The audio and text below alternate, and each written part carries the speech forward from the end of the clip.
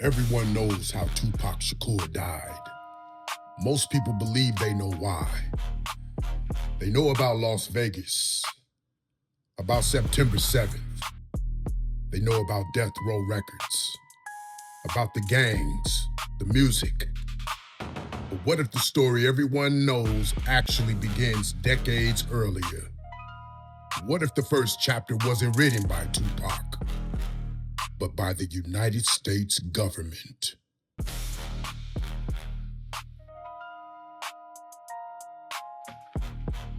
The America that produced Tupac Shakur was a nation in conflict. The civil rights movement had changed the country forever. New laws had been passed. Segregation had begun to fall. But for many Black Americans, equality on paper had not become equality in everyday life.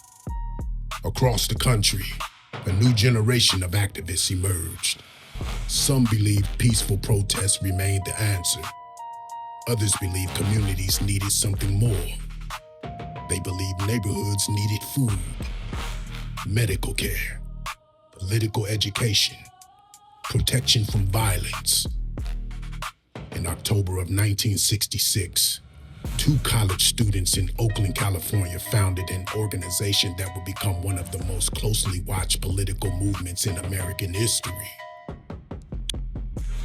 200,000 people on the scene, 99% Black people, shows that Black people lost something. That some of them had a dream, but the dream, in many ways, being jived up by the power structure and other races, was a shuck. King said, I had a dream, I had a dream. Well, I'm saying Black people got the same dream. But we're not going for brutalizing, murdering, and intimidating no more. We must defend ourselves. I found out a few things in private about Brother King. When he went to the forefront with nonviolence, that was one thing. But he never tried to convince any individual brother that he didn't have a right to defend himself. I found this out from a number of ministers I met there at the funeral personally. The Civil Rights Bill is the same shuck. You can talk about legislation, but legislation is nothing unless it's implemented. Legislation has never been implemented. Let's talk about the 14th Amendment, the 13th Amendment, the 15th Amendment of the Constitution of the United States, the Bill of Rights. Since we've been emancipated, as they say, Black people been emancipated, it means nothing. When we see police forces being escalated, tripled in Oakland, quadrupled in LA, double in Frisco, and every major metropolis where Black people reside across this country, Black people have but one thing to do: arm themselves, defend themselves against any racist attacks, whether they come from the police department or any other races who might attack us. Why do you think San Francisco and Oakland have been relatively quiet since Dr. King's assassination? Because the Black Panther Party told them to be quiet. Exactly. What began as neighborhood patrols soon became one of the fastest growing political organizations in America. Enter Bobby Seale, one of the federal government's highest priorities. For Bobby Seale, the scrutiny began almost immediately. Federal agents opened files. Local police departments shared intelligence. Field offices across the country tracked his speeches, his travel, his interviews, his associates, and the organization's rapid expansion. By the end of the 1960s, the founder of a community organization had become the subject of an extensive federal intelligence record. Cointelpro. Bobby Seale lived under that pressure. Meetings were monitored. Confidential informants infiltrated Panther chapters. Internal disagreements became intelligence reports. Every public appearance, every organizing effort could become another page in another government file. The pressure wasn't confined to surveillance. It moved into the courtroom. In 1969, Seale was prosecuted as part of the Chicago 8 conspiracy trial. Although he had been involved in only a small portion of the demonstrations, he was tried alongside other defendants. When he repeatedly asked to represent himself after being denied his chosen attorney, the courtroom descended into chaos. The judge ordered Bobby Seale bound and gagged in front of the jury. The image shocked the country. Eventually, his case was severed from the others. His conviction for contempt of court was later overturned on appeal.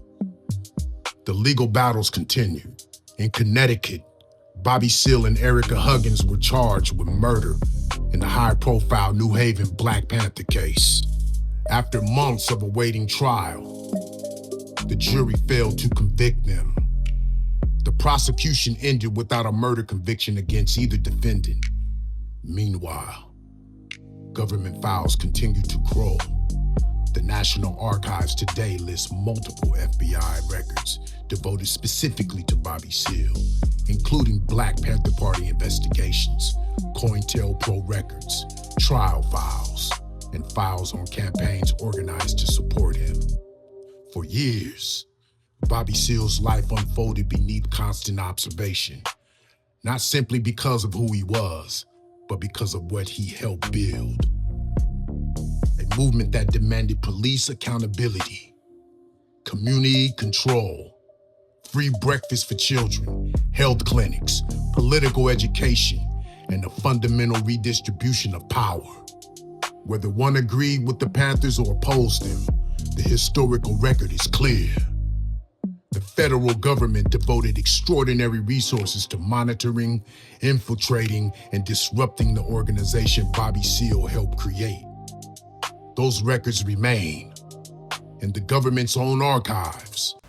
I sat yesterday afternoon next to Bobby Seale while he said that a federal marshal tried to ram a 4-inch piece of cloth gauze into his mouth. 3 marshals held his head. 1 marshal held his nose so that he couldn't breathe. And the 5th marshal attempted to press against his mouth with all his weight this gauze that ultimately resulted in Bobby bleeding profusely around the mouth and the lips as they tried to jam this piece of object into his mouth to silence him. I'm so thirsty for revolution. I'm so crazy about the people. We're going to stand together. We're going to have a black army, a Mexican American army, an alliance and solidarity. We're going to have a progressive white, all of us. We're going to march on this pig power structure. And we're going to say, stick 'em up, motherfucker. We come for what's ours. Up against the wall. Power to the people. Thanks, brother.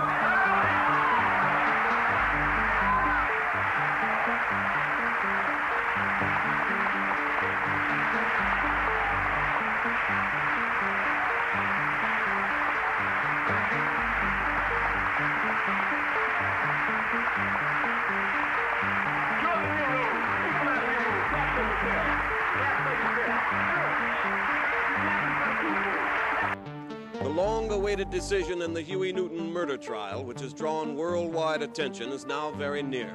The jury of 7 women and 5 men are deliberating the fate of the Black Panther leader on the 8th floor of that building. It is their job to decide whether he is guilty of killing Oakland policeman John Fry and wounding Officer Herbert Haynes in a pre-dawn shootout last October 28th. 2 floors above the jury in his cell, Huey Newton, who has made almost no show of emotion during the 8 weeks of trial, calmly awaits the decision of the jury. I talked to Newton in the jail. You say you don't feel you've had a fair trial? No. Why?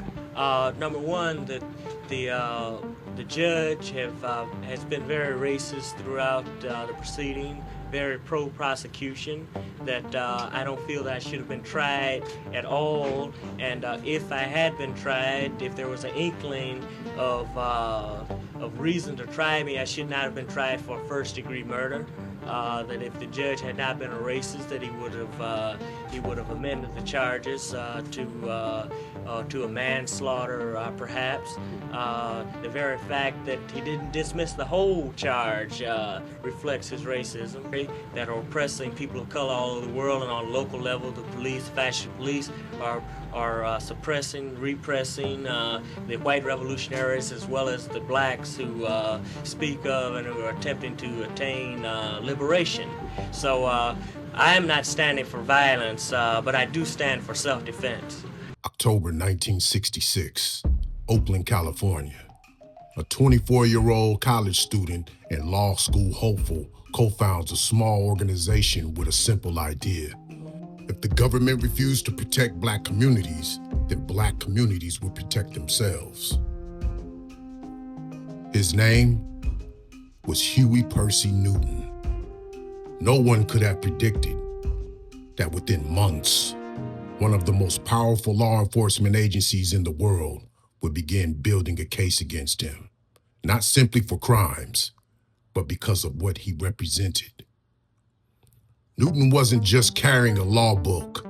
He carried a copy of the California Penal Code. He studied it, memorized it, quoted it.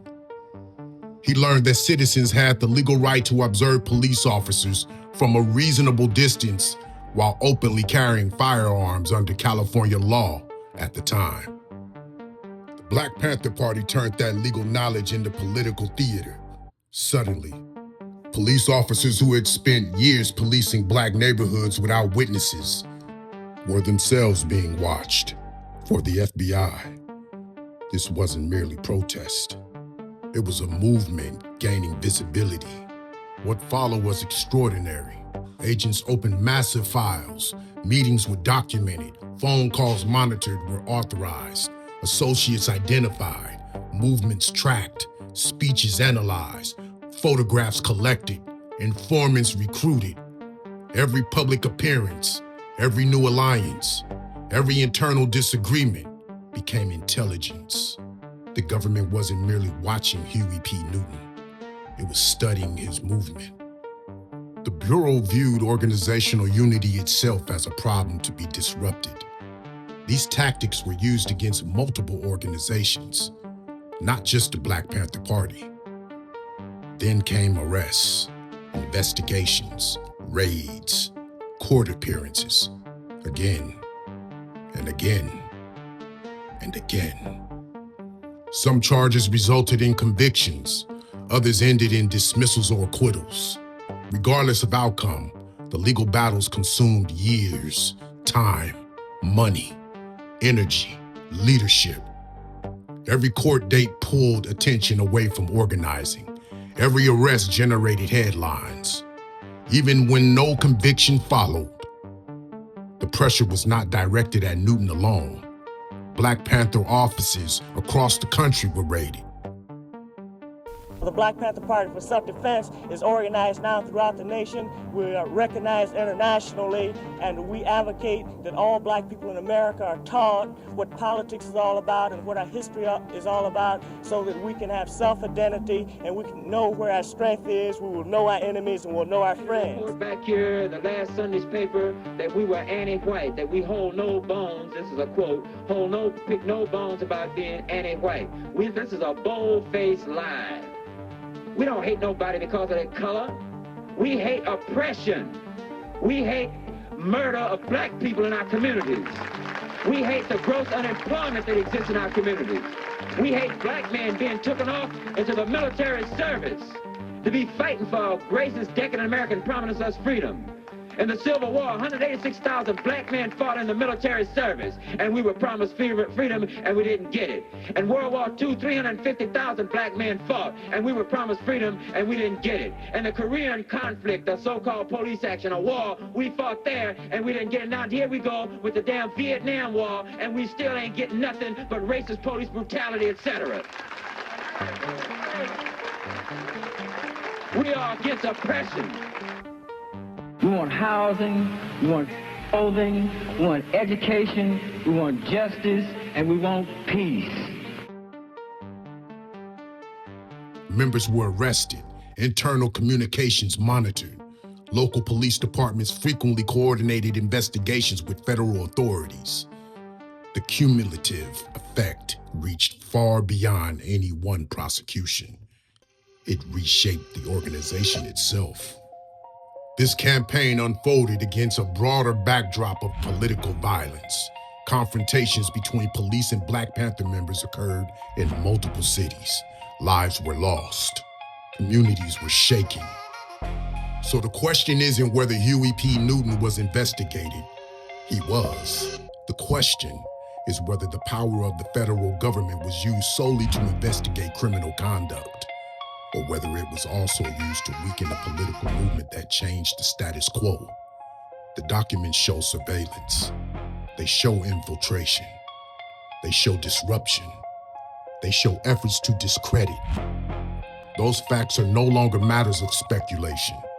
They are preserved in the government's own files.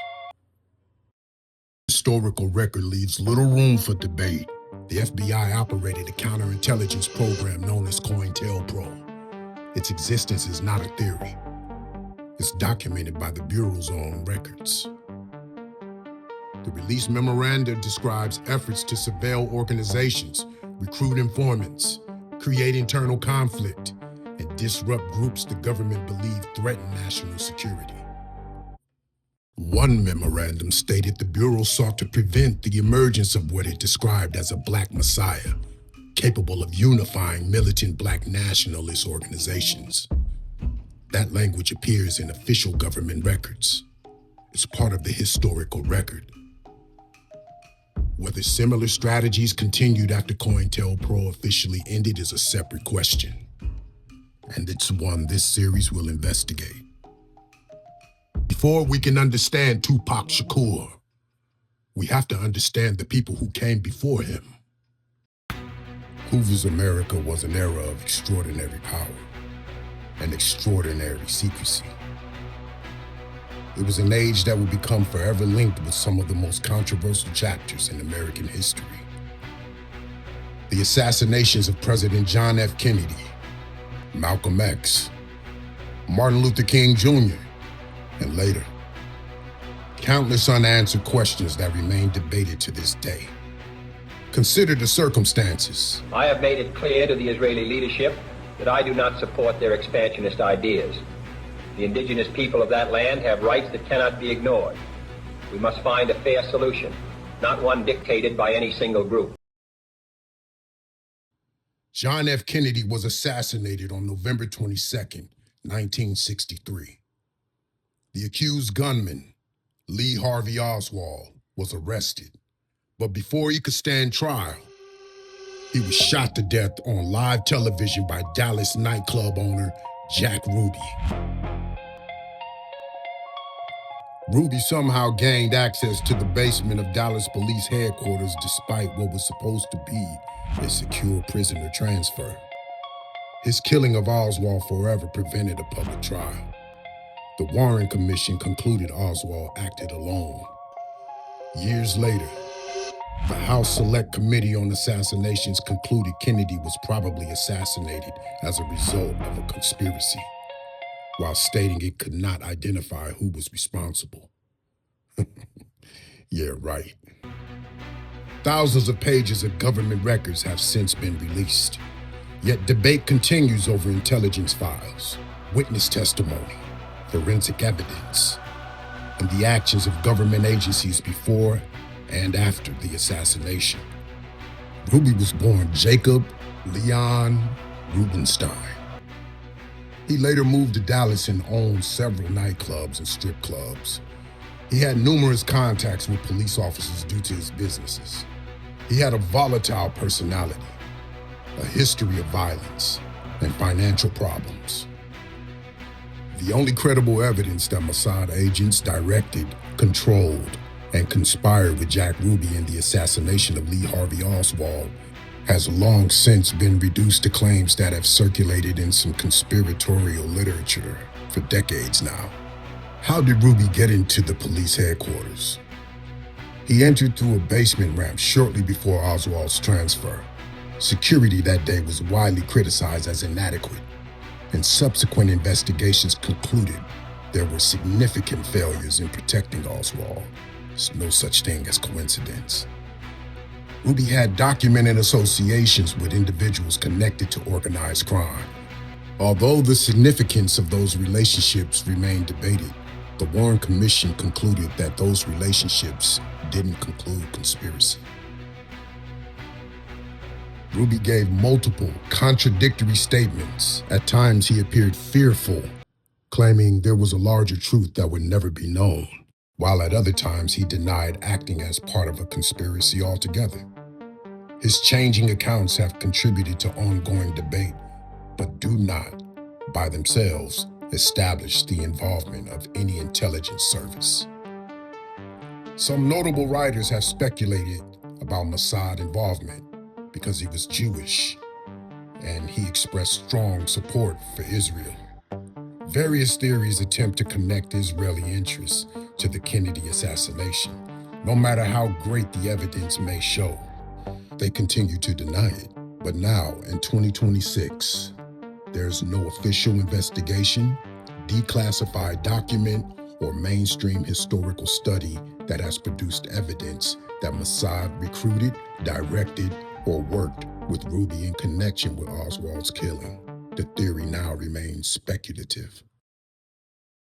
Malcolm X was under surveillance by the FBI and the NYPD for years. Informants had infiltrated organizations around him. There were security irregularities at the Audubon Ballroom. Statements of witnesses that were present during the assassination of Malcolm X stating there were men in suits looking down from above before, during, and after the shooting. Decades later, 2 of the men convicted of his murder were exonerated after prosecutors acknowledged serious failures to disclose evidence. Historians continue to debate what authorities knew beforehand, whether the assassination could have been prevented, and the role played by informants operating around Malcolm X. You do the math. Dr. Martin Luther King Jr. was one of the most heavily surveilled Americans of his generation. Hoover's FBI wiretapped his phones, monitored his movements, attempted to damage his reputation, and sent him an anonymous letter widely interpreted as an attempt to intimidate him. On April 4th, 1968, King was assassinated in Memphis. And for some strange reason, they would like us to believe that the FBI and CIA miraculously stopped surveilling him on the day of his assassination. In 1999, a civil jury found that Martin Luther King Jr. had been the victim of an assassination by a conspiracy involving the Memphis Police Department as well as federal agencies. The King family sought no more than $100 to show that they were not in it for financial gain. According to Hampton Side's book, Hellhound on His Trail, he elaborated on Jesse Jackson before and after the shooting of MLK.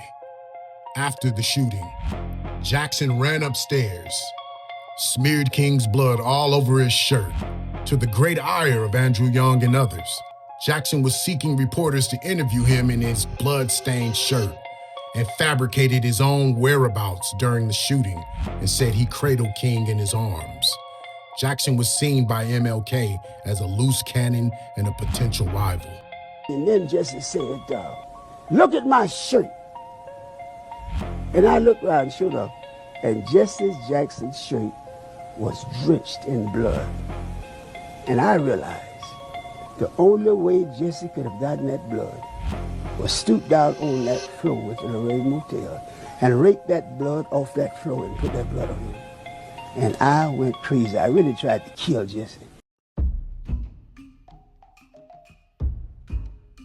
A widely known closet homosexual within his circle, J. Edgar Hoover and Clyde Tolson dined together, holidayed together, and were buried yards apart. They never defined their relationship, but Washington treated them as a couple for decades.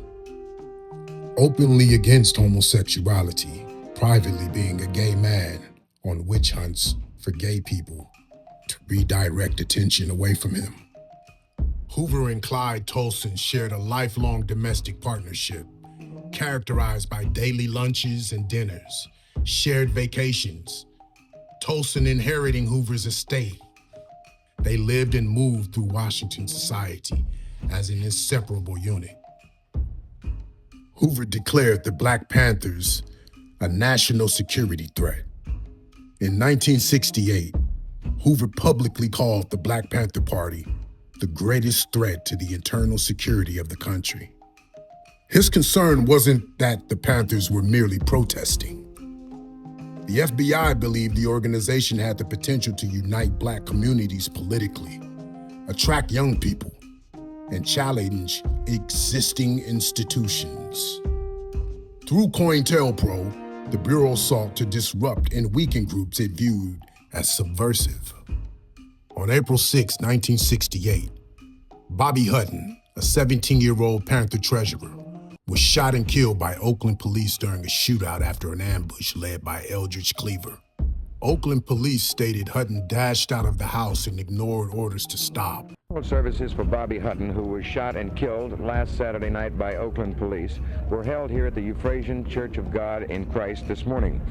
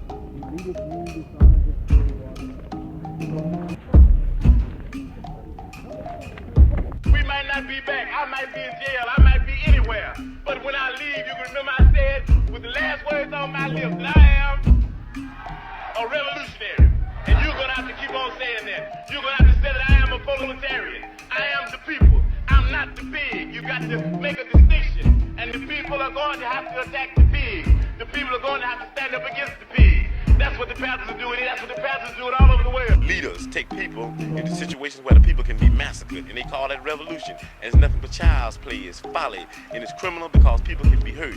We say that they're doing exactly what the pigs want them to do. When they take people down and just do nothing, play around, and the pigs are prepared for this, and they'll wipe all of those young people out.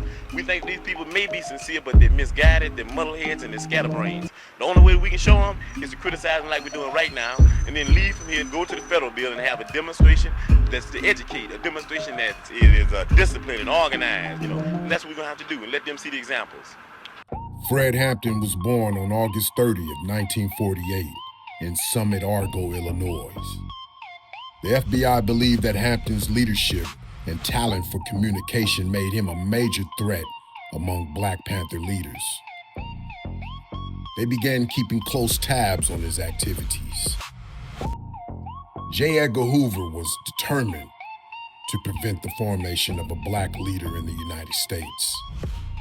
He believed the Panthers, Young Patriots, Young Lords, and similar coalitions that Hampton forged in Chicago were a stepping stone to the rise of a revolution that could cause a radical change in the U.S. government.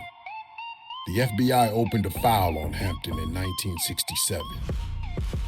It tapped Hampton's mother's phone in February 1968, and by May, placed Hampton on the Bureau's agitator index as a key leader.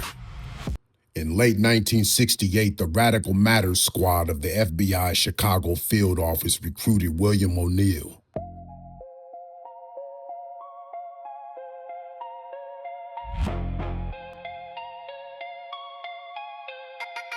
I remember walking out of the office and looking through a little clearing over on the next block, which was right in front of the Monroe Street address, and seeing a lot of police cars over there. And at that time, Bobby Rush came to the office he had just come from over there, or maybe the coroner's office.